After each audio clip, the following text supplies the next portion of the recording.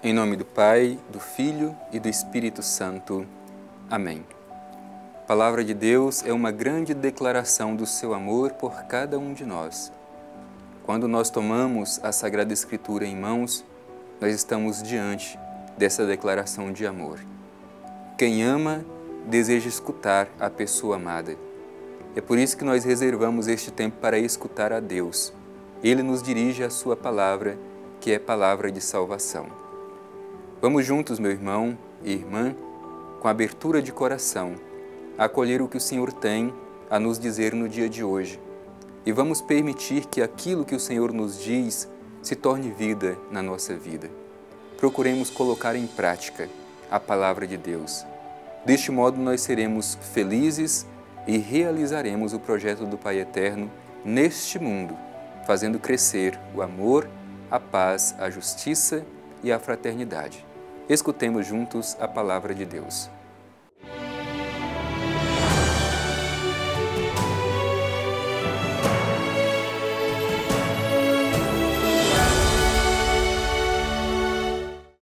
Proclamação do Evangelho de Jesus Cristo segundo Marcos. Glória a vós, Senhor. Chamou a si os 12 e começou a enviá-los 2 a 2, e deu-lhes autoridade sobre os espíritos impuros. Recomendou-lhes que nada levassem para o caminho, a não ser um cajado apenas, nem pão, nem alforge, nem dinheiro no cinto, mas que andassem calçados com sandálias e não levassem 2 túnicas. E dizia-lhes: onde quer que entreis numa casa, nela permanecei até vos retirardes do lugar. E se algum lugar não vos receber, nem vos quiser ouvir ao partirdes de lá, sacudi o pó de debaixo dos vossos pés em testemunho contra eles. Partindo, eles pregavam que todos se arrependessem, e expulsavam muitos demônios e curavam muitos enfermos, ungindo-os com o óleo. Palavra da salvação. Glória a vós, Senhor. Estimado irmão, estimada irmã, a palavra que hoje nós recebemos é muito importante. Jesus continua a realização do seu ministério, a sua missão de Filho de Deus, de neste mundo anunciar o seu reino.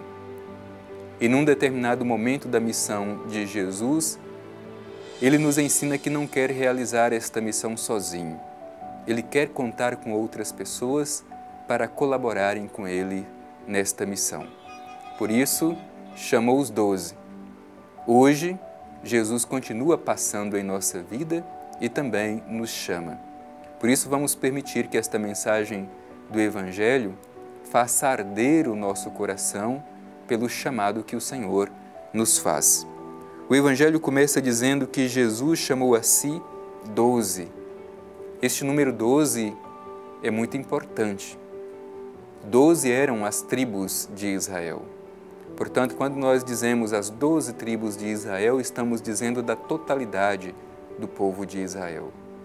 Quando Jesus chama os 12, está falando da totalidade do povo de Deus, o novo povo de Deus, a Igreja. E aí o Evangelho claramente mostra 2 dimensões importantes do chamado. Primeiro, chamou e depois os enviou.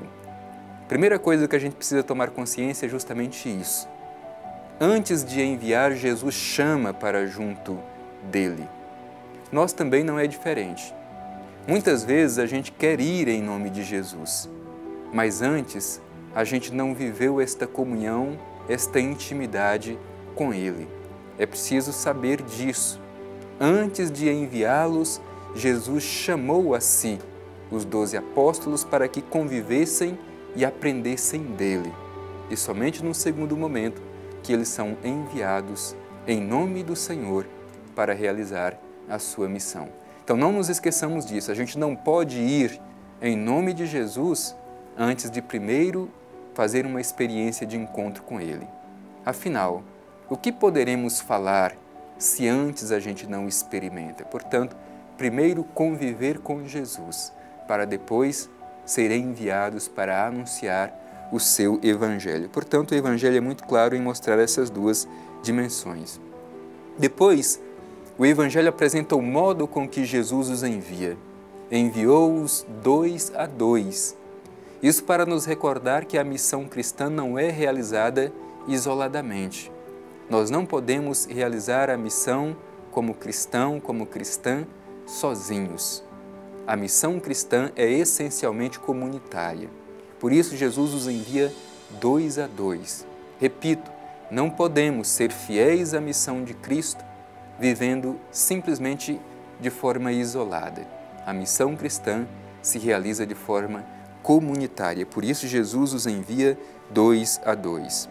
E impõe sobre eles a mesma força e autoridade do próprio Cristo.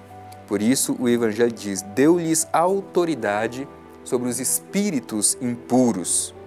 Portanto, os apóstolos recebem de Jesus a mesma autoridade de Cristo para continuar neste mundo a missão que Jesus realizava. Então é bonito a gente compreender isso. A Igreja hoje realiza no mundo a sua missão com a mesma autoridade de Cristo, porque Cristo mesmo dá esta autoridade à sua Igreja. E depois vem algumas recomendações práticas de como deve se comportar um apóstolo de Jesus. Estas recomendações práticas que Jesus deu aos apóstolos naquele tempo servem também para nós, seus missionários e missionárias, hoje. Quais são estas recomendações práticas? Ser livres para anunciar o Evangelho. Quem decide seguir Cristo, ser missionário e missionária de Cristo Jesus, precisa ser livre, totalmente livre, para seguir os seus passos. Por isso, o Evangelho diz, recomendou-lhes que nada levassem para o caminho a não ser um cajado apenas, nem pão, nem alforje, nem dinheiro no cinto. Andassem calçados de sandálias e não levassem 2 túnicas. É disponibilidade total para o seguimento de Jesus. Muitas vezes nós nos apegamos a coisas ou pessoas que nos impedem de ser livres para o seguimento de Jesus. Neste momento nos perguntemos, o que me impede de ser livre para seguir Jesus Cristo?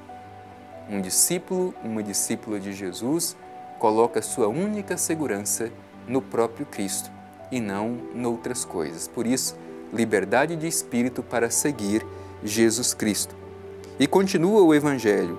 Onde quer que entreis numa casa, nela permanecei até vos retirardes do lugar. Quem segue Jesus não pode ficar procurando lugares de conforto. Onde quer que entre, ali deve permanecer um discípulo, uma discípula, um apóstolo, uma apóstola de Jesus Cristo. Nós, enviados por Jesus, não podemos impor limites para a realização da sua missão. Não podemos exigir simplesmente lugares de conforto. Um missionário, uma missionária, onde quer que seja que é enviado, ali ele deve permanecer até partir para outra missão, como diz o Evangelho. E continua o Evangelho com uma expressão muito bonita. Em algum lugar, se em algum lugar não vos receber, nem vos quiser ouvir ou partirdes de lá, sacudi o pó de debaixo dos vossos pés, em testemunho contra eles. Muitas vezes, quando a gente se sente fracassado na missão, quando não nos acolhem, quando não ouvem a nossa pregação, a gente se sente destruído e desanimado. O Evangelho nos ensina a não desanimar diante dessas situações de hostilidade por causa da nossa missão de anunciar o Evangelho. O que nos ensina Jesus? Sacudir as poeiras do pé, erguer a cabeça e continuar a missão. Muitas vezes a gente fica muito tempo simplesmente chorando e reclamando por causa de uma experiência negativa de quem não acolheu a missão que nós realizamos. Aprendamos de Jesus.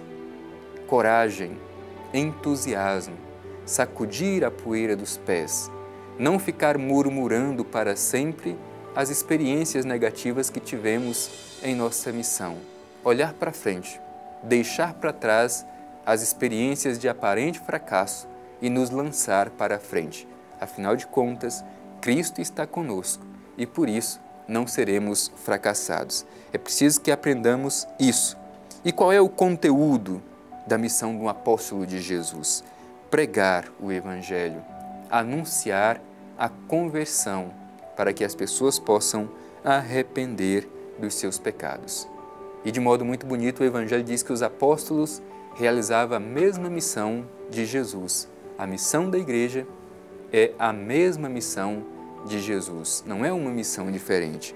O Evangelho conclui dizendo: expulsavam muitos demônios e curavam muitos enfermos, ungindo-os com óleo. Portanto, a missão dos apóstolos é a missão do próprio Cristo. A missão da igreja é um prolongamento da missão de Cristo neste mundo. Vamos nós acolher o chamado de Jesus, permanecer com Ele, sintamo-nos enviados para anunciar o seu Evangelho. Tenhamos disposição do coração para construir o reino de Deus.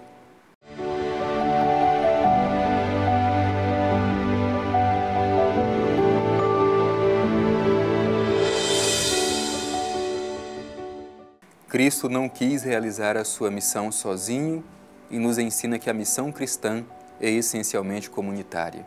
Com o coração agradecido por esta palavra, dirijamo-nos ao Pai Eterno e façamos a nossa oração. Divino Pai Eterno, te agradecemos no dia de hoje pela mensagem do Evangelho que nos encoraja, que nos enche de entusiasmo, que nos ajuda a tomar consciência que cada um de nós é chamado e enviado por Teu Filho Jesus para anunciar o Evangelho.